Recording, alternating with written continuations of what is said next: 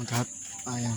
Magandang hapon mga paps. Ayan guys, silipin natin yung nagawa nila ngayon. Ayan. Medyo nag-overtime na po sila at kaalis lang po ng tropa po natin. Ayan. Alis na flooring na po nila yung terrace guys. Ayan.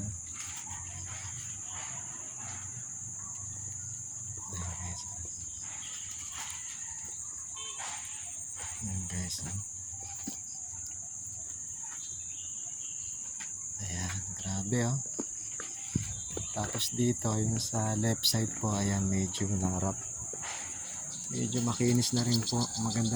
Medyo maganda na po siya. Tignan mo. Na rough finish na po siya guys. Ayan.